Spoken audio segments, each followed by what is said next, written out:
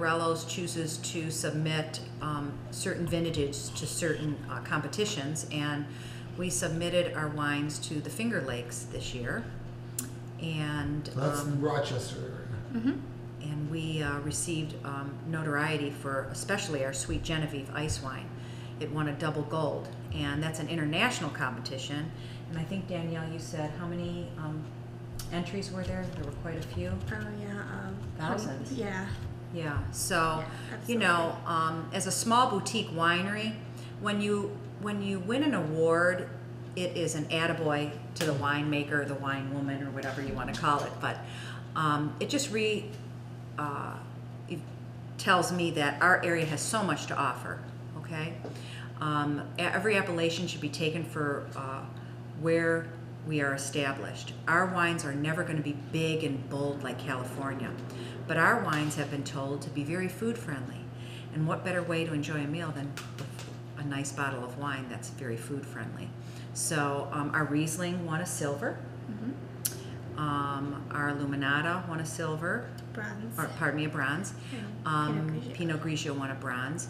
And then Ohio also has a very special competition called the Ohio Quality Seal Competition, where you submit your wines and the judges will taste according to sensory and say, hey, these wines are really very, very nice for restaurants, maybe some high-end places.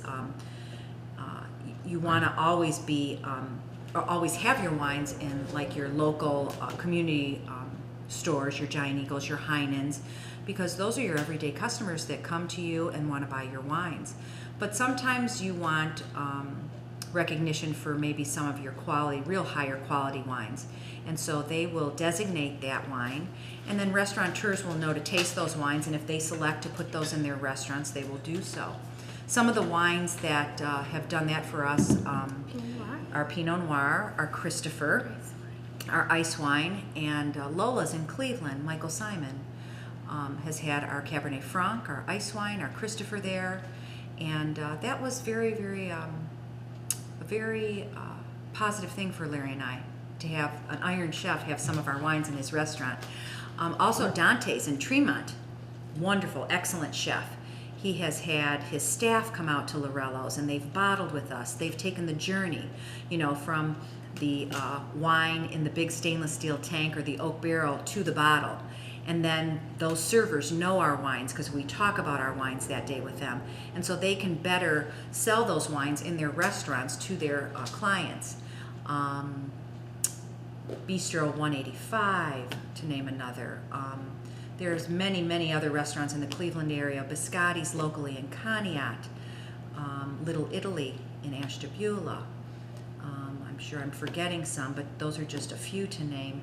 And, you know, it's real important, you know, to give recognition back to the community where you've grown your grapes.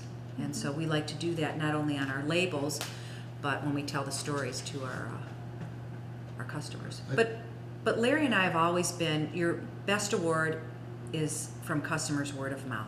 Mm-hmm. And if people like your wine, they'll drink your wine. And if they do that, that's an award in itself. Mm-hmm. Sometimes that's the best award I can get.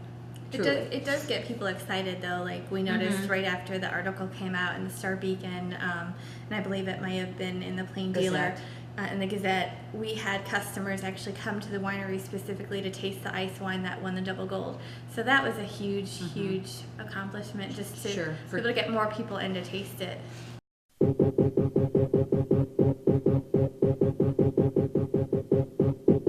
I think the polar vortex was so devastating because, you know, plants can be okay in cold weather, but when the sub-zero temperatures stay for a long duration, it's very, very hard on them. I mean, if you're talking a couple hours, but we haven't had this cold since, I think, in the 1970s. And when we went out to check the grapes, all the buds didn't survive. We knew we were in trouble. And we'll know completely how much in trouble we are probably at the end of May, maybe early June. Some of the plants will have to be cut all the way down, hedged down, and then retrained, and it will take them, just like a new vine, maybe 2 or 3 years to produce, you know, good quality fruit again. And then some of those vines might be completely gone and we'll have to replant. So it's not like it's just Laurello's that, you know, is in this predicament. all the wineries in the Grand River Valley and in Ohio are in this predicament. When you replant a vine, usually it's between 3 and 4 years before you get your first harvest. And even then, it's not, an exuberant amount at that time. When you plant and you are thinning out during your years, it's the winery owner who says, I want to get a lot of wine, or I want to get more of a qualitative product. So if you are thinning out during the growing season and you're getting less of a volume but better quality, that's the call of the winemaker and the winery owner. Now you had a surplus the year before, correct? So that's We going to did. help. We did. Wasn't the greatest growing season, but it was good. And yes, you never complain that you have too much coming in one year. We were all very tired, and I was probably one of the first ones to say, oh my gosh, are we ever going to be done with harvest? But now look, at least we have something, to hold us for a while. But, that too will be depleted. So what do before you our do for grapes. 2 or 3 years? We'll have to probably source fruit out and maybe even juice from other areas that have it, knowing that, other states are doing the same thing. So we'll have to be very, smart about our decisions and not wait too long. And then our products will be vinified at our establishments, but it wouldn't have been grown either estate or from Ohio fruit.